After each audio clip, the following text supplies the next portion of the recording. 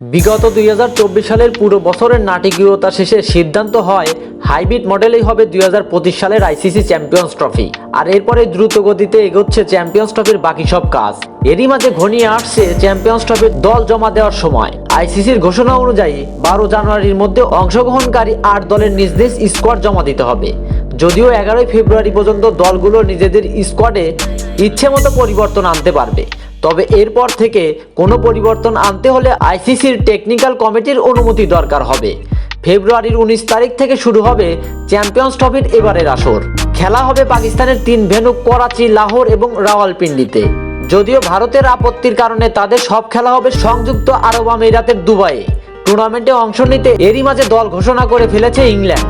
এদিকে যদিও স্কোয়াড জমা দেওয়ার সময় ঘনিয়ে এলেও জটিলতার মাঝে আছে বাংলাদেশের স্কোয়াড।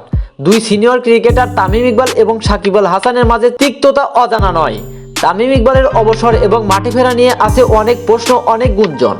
অন্যদিকে দেশে ফিরতে না পারার পর সাকিবও এই টুর্নামেন্টে খেলবে কিনা তাও বড় প্রশ্ন। গত বছরের ডিসেম্বরে ওয়েস্ট ইন্ডিজের বিপক্ষে ওয়ানডে সিরিজ দিয়ে জাতীয় দলে ফেরার গুঞ্জন ছিল সাকিব আল হাসানের, তবে শেষ পর্যন্ত সেরকম কিছুই হয়নি। ভারত সিরিজের পর 3টি সিরিজেই তিনি ছিলেন দলের বাইরে, এমনকি খেলা হচ্ছে না চলমান বিপিএলেও। সে কারণে আসন্ন চ্যাম্পিয়ন্স ট্রফিতে সাকিব খেলবে কিনা তা নিয়ে জল্পনা থামছে না। এবার এ প্রসঙ্গে ইতিবাচক বার্তা দিলেন বিসিবি সভাপতি ফারুক আহমেদ। মিরপুরে প্রেস বক্সে গণমাধ্যমের মুখোমুখি হন বিসিবি সভাপতি ফারুক আহমেদ। সেখানে সাকিবের চ্যাম্পিয়ন্স ট্রফি খেলা প্রসঙ্গে ফারুক জানান, সাকিব ও ক্রীড়া মন্ত্রণালয়ের সঙ্গে মাঝে মাঝে যোগাযোগ চলছে।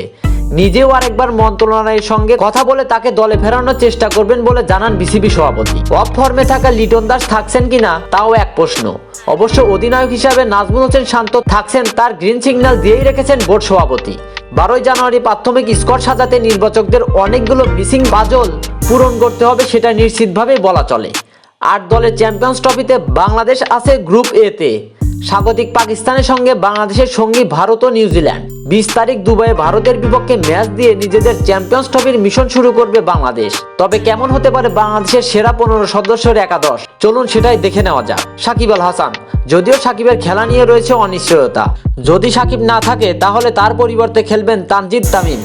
এরপর মুশফিকুর রহিম, মাহমুদুল্লাহ রিয়াদ, তামিম ইকবাল, লিটন কুমার দাস, নাজমুল হোসেন শান্ত অধিনায়ক, তাওহিদ হৃদয়, শামীম পাটোয়ারি, জাকের আলী অনিক। স্পিনার হিসেবে থাকছেন মেহেদী হাসান মিরাজ, রিশাদ হোসেন। পেস ইউনিটে থাকছেন মোস্তাফিজুর রহমান, তাসকিন আহমেদ, নাহিদ রানা ও তানজিম হাসান সাকিব। গ্লোবাল সুপার লিগে তানজিম হাসান সাকিবের পারফরম্যান্স ছিল দুর্দান্ত।